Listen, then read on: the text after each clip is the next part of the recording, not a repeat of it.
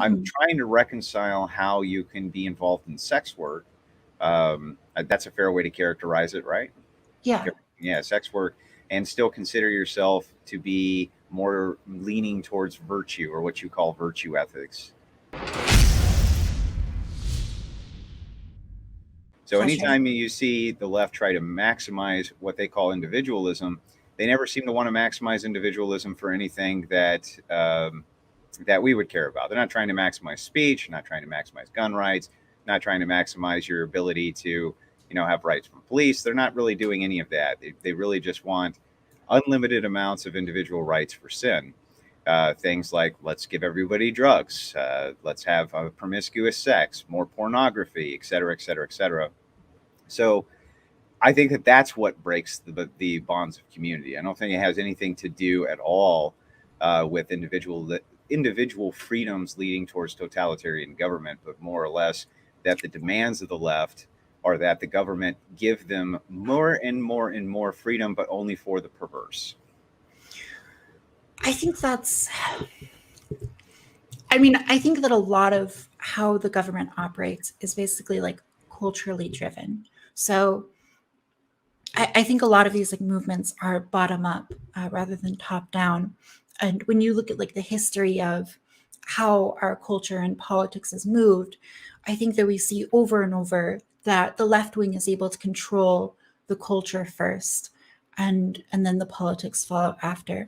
But I mean, in my like three word description of both the left and the right, I agree that I would characterize the left as pursuing pleasure over virtue. And I think the thing to like emphasize for people is that there's lots of pleasurable things in life. For example, like consumption of sugary food.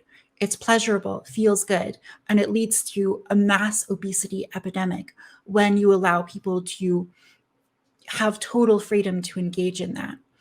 And so I think that when I look at like pornography or something, I see like pornographers on maybe the same level as like cake makers or breweries, where they create these like addictive substances which can be dangerous and corrosive, but are not necessarily bad in of themselves. But I mean, certainly you would agree that there's different levels of addiction, right? Like some things are going to be far more addictive and far more harmful. Like I think Heroin. cutting down your sugar supply probably is far easier than cutting down the rewiring that happens to your brain when it comes to pornography. Would you I don't agree? think so. No. I mean, if you look at like children who are obese, the Hmm. chance that they become not obese later in life is extraordinarily low. So I think you see the same like rewiring of the brain, and But that's it's prepubescent, right? Like children. So if you're talking, you're let's say 18, 19, 20 years old, and then you get into sugary sweets or something like this, I think it'd probably be a lot easier to throttle that back than it would be to rewire your actual paradigm for sexual behavior. That yeah. I seems to mean, be it's yeah. brain chemistry in both cases, and sugary food is like incredibly addictive, and the ability of people to lose weight is a famously enormously difficult thing to do. Yeah, I mean, I agree that that's true. So I'm just kind of curious, though. I'm going to Please. push on you just a little bit harder here. So the first thing is I was listening on the ride over before I was able to hop on the stream, and one of the things that you had said was that you would enjoy discussing transgender issues with me, which I'm happy to do. But we can't do it on this stream because my very worldview would probably get me eliminated off of this platform, most likely. So we would have to do that in a different venue. Interesting. That aside, I would like to kind of push on this idea of center right, the center right paradigm from your perspective. I'm Mhm. trying to reconcile how you can be involved in sex work. That's a fair way to characterize it, right? Yeah. Yeah, sex work, and still consider yourself to be more leaning towards virtue or what you call virtue ethics. I mean, like I said, I think that the production of addictive things, for example, like sugary cakes or alcohol. These are both things that we can see enormous disastrous effects in society. There's lots of people who get into drunk driving accidents or engage in domestic violence as a result of drinking alcohol. But I don't think that being a brewer is necessarily something that is immoral in of itself. And I think that like you have maybe correctly identified a problem in society, which is like porn addiction and parasocial relationships replacing real world relationships that are maybe more fulfilling in the long term. But I think that like the the solution, I think you've identified like a symptom of the problem rather than like the actual root of the disease. Okay, but like there's huge problems I have with this kind of like right off the gate. Mm-hmm. The first one is okay, I don't think that you can really compare a pornographer with a cake maker or a brewmeister, and I'll explain exactly why. First and foremost, there is community around breweries and drinking and having drinks with your friends and having birthday cakes with the family and things like this. The whole family's not going to get together to watch porn, I would hope, right? That would be pretty fucking horrific to do. At least I would hope that they wouldn't. And Yeah. you probably wouldn't want to foster a sense of community around that, right? That would probably be bad. So what I'm trying to figure out is like, okay, I get that people have been drinking beer for 4,000 years, and pretty much they do it responsibly. Yeah, there's some alcoholics out there. I mean, we can all concede that that's true, but most people who partake in drinking do not become alcoholics. People who partake often in pornography, almost nobody is immune from the fact that gradually you have to step and increase your intake in order to become sexually aroused and things like this. Basically it goes, you can softcore to hardcore to, continuous. I don't understand how that could ever foster any type of community or what the point or principle of it would ever be.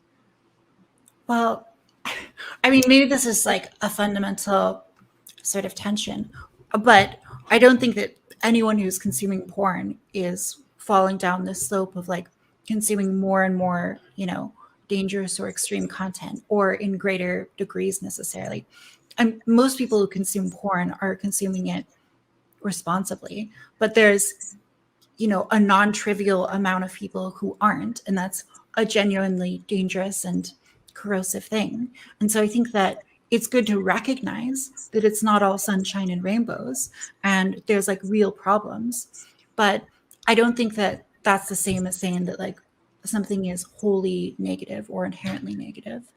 Well, that really doesn't speak, I don't think, to the question of community that I asked. Okay. And also, I would again have to kind of push back on this just a bit and say, well, wait a second. When it comes to sex work, you say people consume porn responsibly. I don't know what that means. How do you responsibly, like, I know how to responsibly consume beer, for instance, right? Mm-hmm. When one beer is too many beers, right? One beer is too many.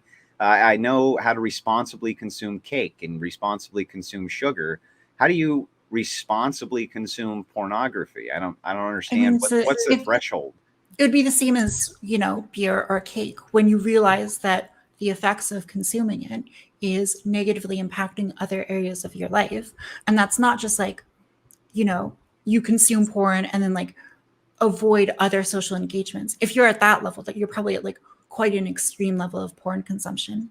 But it could be something as simple as like consuming porn to the degree that you're projecting like fantasies or expectations on your partner to like live up to porn stars uh, that might not be very healthy or good for you to do. So that could be like a level of like low level negative effects from consuming porn. And when you recognize that you're doing that, then you recognize that you should probably scale back. And to the credit of a lot of young men, I think a lot of people, realize this when they do have a problem. But doesn't a lot of porn or watching of pornography and things like this significantly affect young men's ability to have arousal in a what you would consider, I guess, from your perspective, like a cis relationship? I would say like just a normal relationship that you would run into between a man and a woman, right?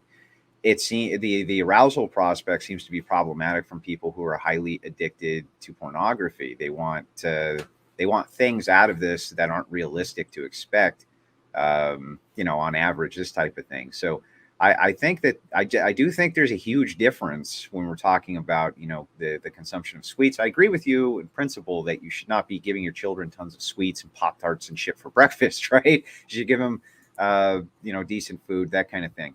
But I'm not really alluding towards children watching pornography, though that does happen and it's horrific. I'm more looking at the young adult syndrome that comes from this.